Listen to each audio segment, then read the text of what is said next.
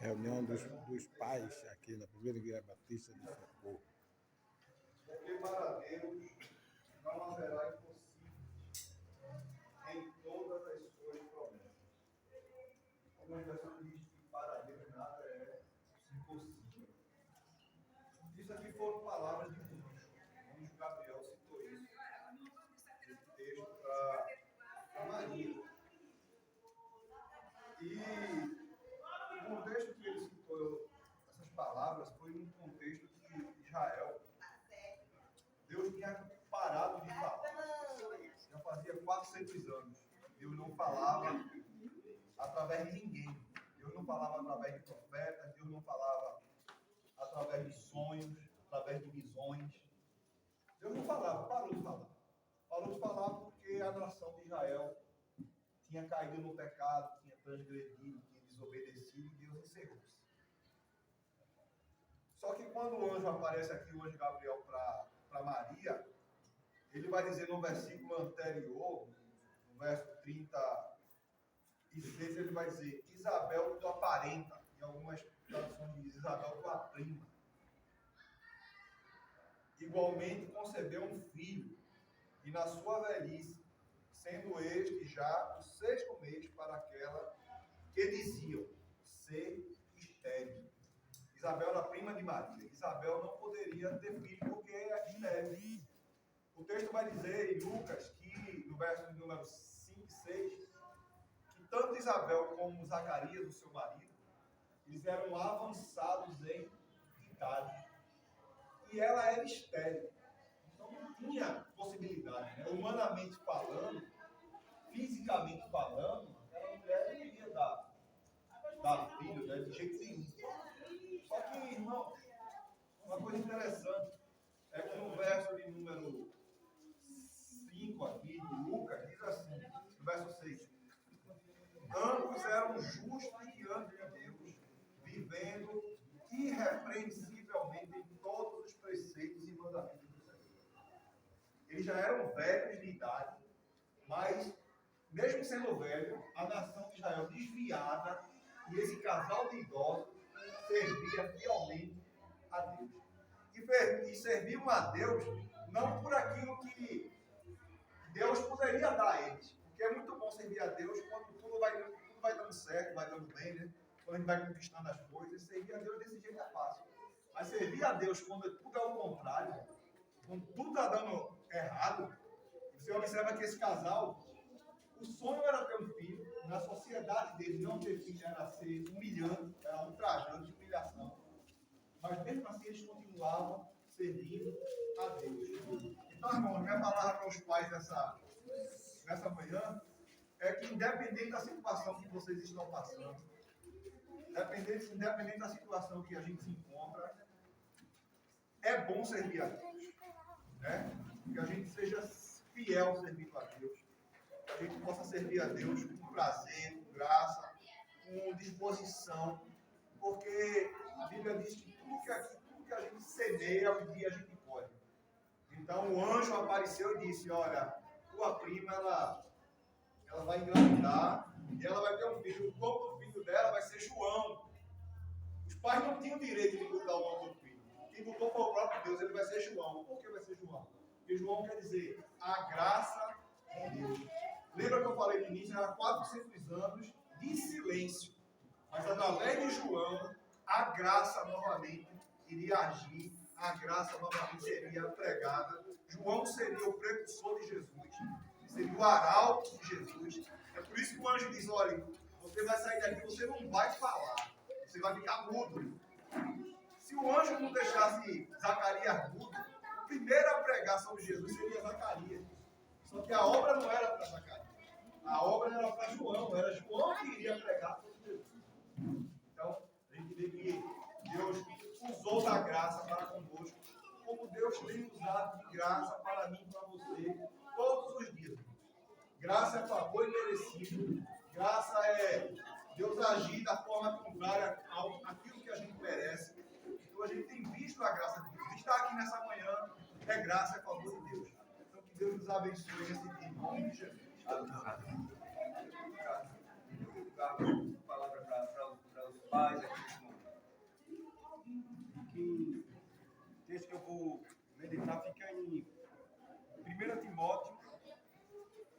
12, que diz o seguinte: ninguém despreze a tua mocidade, pelo contrário, torna-te padrão dos fiéis na palavra, no procedimento, no amor, na fé e na pureza. E aqui esse texto é Paulo escrevendo para Timóteo. Timóteo era um pastor jovem e aí Paulo ele diz aqui ó, que não pela pouca idade que Timóteo teria, não por isso ele teria que ser menor em relação à igreja, né? Ou seja, que as pessoas não desprezassem a mocidade dele. Não é porque você é jovem que você vai ser desprezado. E ele aconselha aqui a Timóteo a uns padrões, ou seja, que a gente, como pai, né, a gente tem que colocar na nossa vida.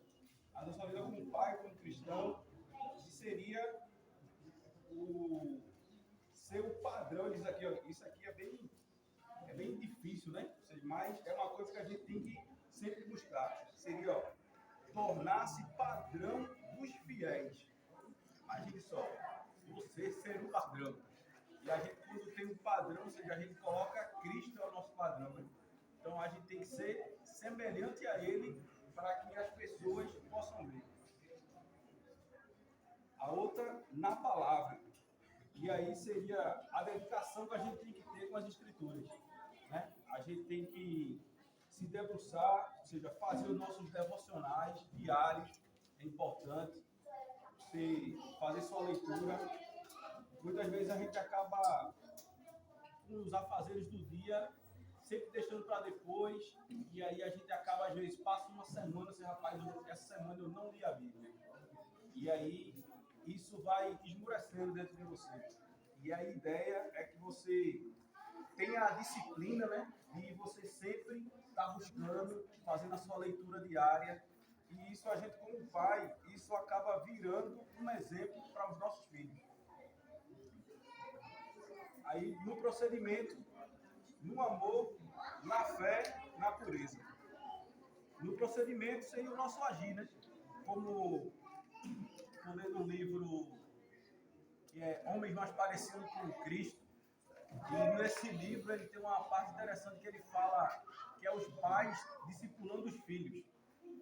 E é uma fase que eu vou começar a viver agora, né? Meu filho está para nascer.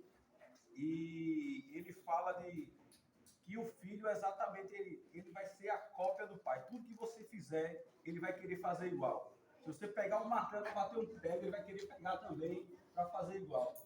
Então, o nosso agir, tudo que a gente faz, ele está copiando aquilo que a gente está fazendo. No amor, ou seja, seria no amor dentro de casa, com nossa esposa, nossos filhos, né? A maneira de tratar o filho. Às vezes é interessante para o filho a gente, até quando a gente errar, a gente assumir também o erro. Para ele vai dizer, ó, papai foi humilde, né? De ter errado e ter assumido que errou. E isso até eu com os meus sobrinhos, quando ele está lá em casa, eu digo, olha, não é para entrar aqui com a sandália, não. Aí tem vezes que eu esqueço, aí entro, aí ele fala, olha, o senhor entrou com a sandália, filho, você está certo. Aí eu volto e deixo a sandália lá de fora. E na fé e na pureza. Na fé seria exatamente a fé, é o motivo pelo qual nós estamos aqui, né? Ou seja, é através da fé que acaba, as obras são a expressão da nossa fé. Então, quando a gente começa a viver tudo isso que eu falei antes, né? Leitura da palavra, procedimento, no amor com a família, isso são revelações da nossa fé. E a pureza seria a santidade que todo cristão tem que buscar. Amém? Voltando assim, do que nós já ouvimos, o nascimento virginal de Jesus Cristo, o anúncio do anjo, a condição do apóstolo Paulo pegar na mão de Timóteo como um filho na fé, aos irmãos que não têm assim, uma habilidade com a Bíblia, o nosso querido Carlos falou, é que Timóteo era um filho na fé do apóstolo Paulo, pegou na mão para educá-lo no segmento. É como hoje acontece na igreja, um diácono, um professor, um pastor, pega na mão, né? Vidas que talvez não tenham conhecimento da palavra, então ele tem que instruir debaixo da palavra, isso não traduzido pelo que nós ouvimos dele. Por isso que eu digo que esse momento é um momento único. Aí a Bíblia, ela traduz para o dia de hoje, não é uma fantasia social, mas é uma condição espiritual. Por exemplo, a Bíblia fala no Salmo 127, para traduzir o valor que é o homem, o varão. Todos nós aqui temos um valor. Aqui tem, o Espírito da nossa já saiu. Todos aqui, por ser homem, talvez alguém não seja pai ainda, todos são pais. Todos são pais. Graças a Deus. Então, é maravilhoso. Vejam o que Deus fez com a nossa vida. De sermos pai. Nós somos pai.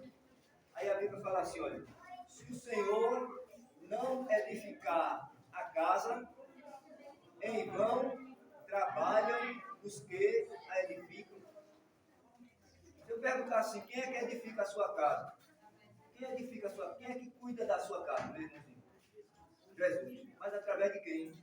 Do Senhor. Não é o pastor que vai cuidar, não. O pastor cuida aqui da disputa, mas é ele que alimenta a casa, é ele que cuida da esposa, é ele que ama a esposa. Não é assim? A vida é verdadeira. Aqui eu tenho esse rapaz aqui, esposa de carro. Rapaz jovem, pai, responsável. E eu quero crer que quando a filhinha dele está aqui na igreja, os irmãos que têm vindo de noite, quando as crianças vêm, eu digo sempre, essa é a igreja, não é do amanhã não, é a igreja do agora. Porque se o filhinho está aqui, o pai está aqui, o avô está aqui, a avó está aqui, a mãe está aqui, então é a família que a criança traz para crescer na igreja e leva para dentro de casa. Mas quem autoriza, ou melhor dizendo, quem que dá o aval para que a esposa venha? Às vezes ele não pode vir, estar trabalhando. Às vezes não vem porque está mais no interior, não. Às vezes ainda não tem o coração quebrantado para estar na casa do Senhor. Porque isso acontece também. Eu quero dizer a vocês, nesse momento único, procure, pelo que o meu irmão Carlos disse, nós devemos ser o exemplo. Nós queremos que nossos filhos cresçam numa sociedade tão corrompida, tão ruim, mas que nossos filhos e filhas cresçam protegidas e amparadas dentro da sociedade. Como fazer isso? Qual é o melhor local para uma criança aprender a ser um cidadão, uma cidadã digno? Qual é o melhor local? Na igreja. Concorda? Concorda com isso, meu filho? Na igreja. Agora veja, eu tenho vindo à igreja com meu filho e filha. Eu estou, como a Bíblia diz, edificando a minha casa, mas a sua filha leva a oração para a sua casa. Então, se você tem tempo, veja o que foi dito. Deus nos deu o privilégio de sermos pais. A sociedade aí fora está querendo mudar essa situação. Os homens aqui sabem disso. Há países na Europa, no Brasil já está chegando, que o homem não quer ser mais pai, que não precisa mais de mulher, não precisa mais de família. Essa é a sociedade que o mundo está querendo impregnar na mente das pessoas. E nós tivemos o privilégio de sermos pai. Deus lhe coroou para você ser pai. Edifique sua casa na presença do Senhor. Foi esse ensinamento que o anjo deu desde antes de João Batista nascer. João Batista vai ser precursor de Jesus Cristo, a fim de que vidas sejam edificadas. Trouxe o apóstolo Paulo, trouxe a minha vida, trouxe a sua vida, para você saber, eu estou edificando minha casa. O segundo momento da palavra, que nós vemos no Salmo 127, escute o que a Bíblia diz. Diz assim, herança dos filhos, desculpe, herança do Senhor são os filhos. Herança do Senhor são os filhos. Alguém sabe aqui o que é herança, herdade, o que é tesouro? Seus filhos, seu filho, sua filhinha, é herança de Deus. Ainda hoje, a ciência, o mais avultada que ela esteja. Na Alemanha, um grupo de cientistas está buscando já, está buscando a ver se eles podem fazer, escutem isso, pode pesquisar na internet, se eles podem fazer uma forma de que o homem tenha útero para que o homem possa gerar. Estou buscando, pode pesquisar no meu site aqui. Agora eu vou dizer uma coisa aos irmãos. A ciência está avultando nisso. Mas na minha concepção humana, quando isso acontecer, eu não quero nem estar mais aqui. Eu não quero mais nem estar aqui. Porque vai contrariar toda uma verdade de Deus. De que maneira? Filhos são herança. Para que haja filhos, a Bíblia diz que tem que ter o homem e a mulher. O varão e a varoa. Agora imagine, com todo respeito. Esse homem, aí agora o homem grave. Me explica um negócio desse. Não dá para rir, dá para rir. Mas só que a gente devia chorar. Senhor, fora do contexto, devia chorar. Aí não, olha, vê a importância que é você como pai estar na casa do Senhor. Não, eu quero para minha filha, para meu filho, ele crescer conhecendo a palavra do Senhor. Então, pais que aqui estão, meus visitantes, eu agradeço a Deus por sua vida e você deixar sua escolha, sua esposa mesmo, seu filhinho, sua filhinha, aprender aqui na classe. E eu sei que essas crianças têm levado para você, para o meu filho aqui, o pai Fernandinha. Elas têm levado, pai, que alegria o senhor está na igreja. O sorriso da criança fica aqui, ó. Vê o pai na casa do Senhor. Meu filho Jackson. É muito bom.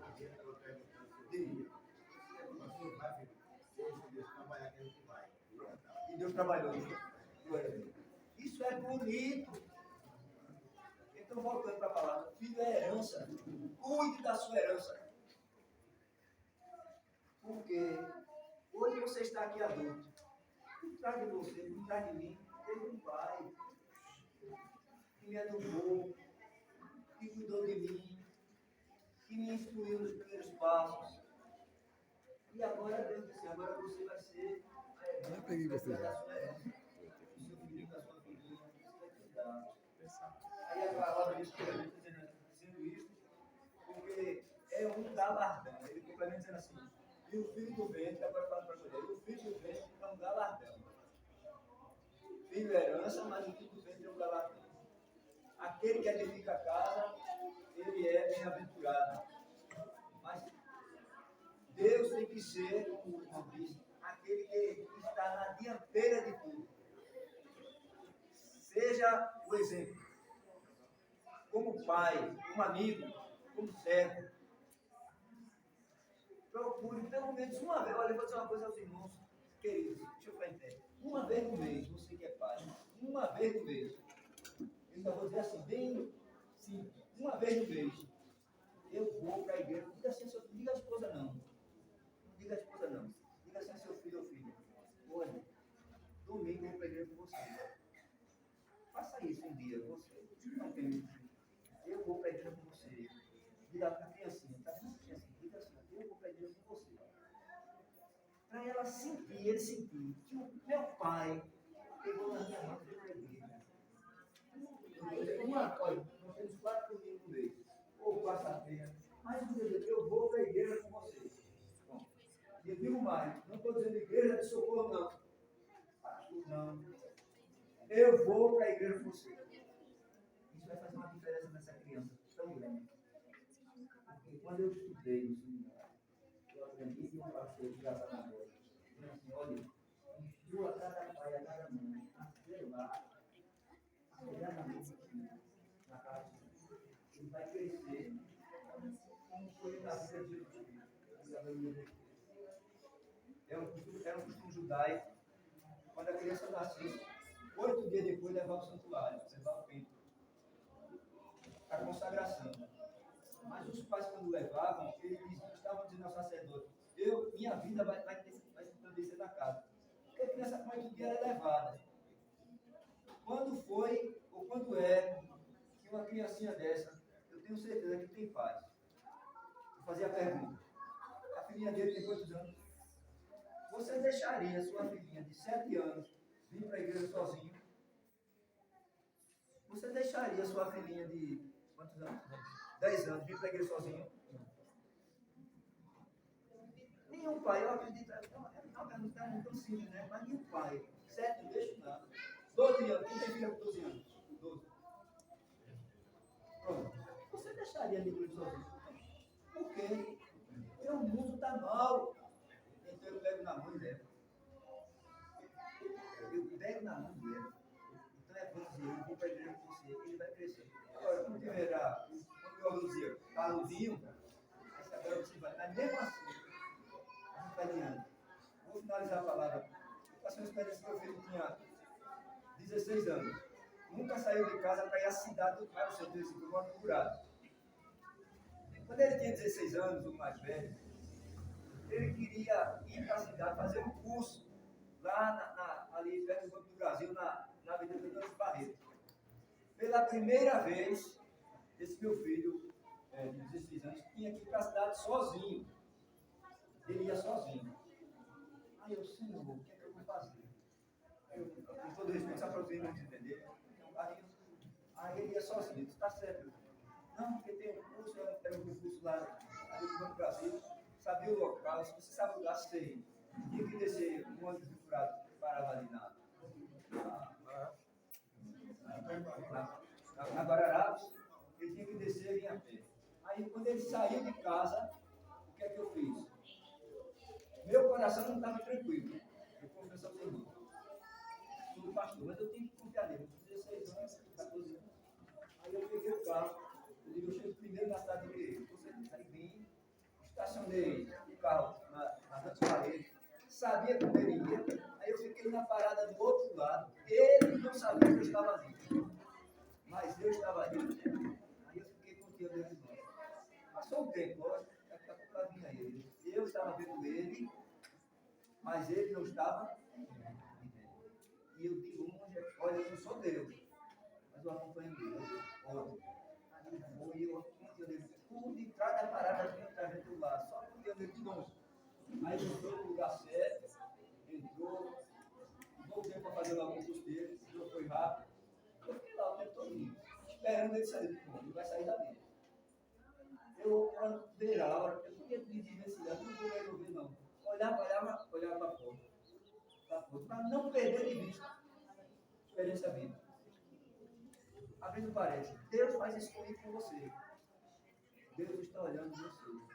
Por causa dessas crianças. Deus está olhando sua vida, você está cuidando. Para finalizar, quando ele terminou a hora, ele saiu, olha, quando sair, quando sair, vá para a parada, pega o ônibus para voltar. E eu olhando ele de longe, ele saiu. Para onde ele foi? Veja, eu disse a ele: saia, vá pegar o ônibus. Ali na Transparente tem um lugar que vendia videogame. Na época tinha videogame. Não sei se vocês não sabem ali do lado lá. Ainda tem, vendia videogame. Aí ele saiu, foi lá para o negócio do jogo. Ele não sabia que eu estava vendo ele. Foi lá e eu, esse cara vai. Aquela gente, que lugar perigoso. Querem só dar mafioso. Só dar o que não presta. Desde 14 anos. Ele não sabia que ele estava ali. Vou dar um termo assim, pecando. Eu não disse a ele para não ir para ali. Papai do céu não me disse para você não ir para ali. Mas você foi. Não sei se ele comprou, não sei. Ele foi para parar. E eu não sabia. Quando ele subiu no ônibus, o carro, cheguei em casa. Cheguei primeiro do que ele. Sentadinho. E aí, tudo bem? Bem, pai, como é que foi? E aí, fez direitinho. E aí, pegou, eu ensinei meu filho a não mentir, como não minto para eles. E aí, tudo direitinho, pegou o ônibus direitinho. Quando saiu, pegou o ônibus direitinho. Aí, baixou a cabeça.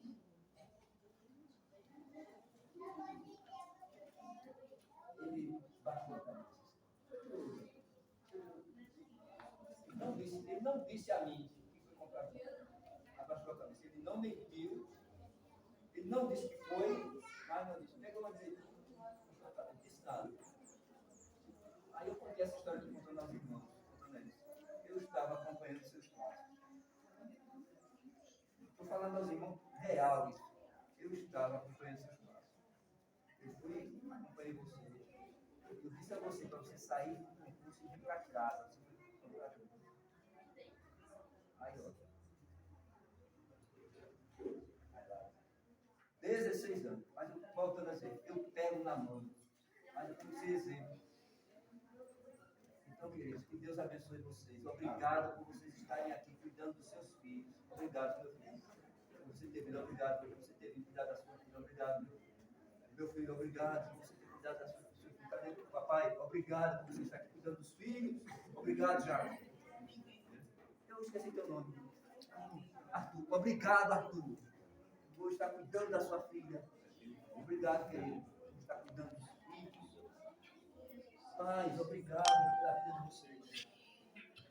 Porque isso é um presente de Deus. Amém?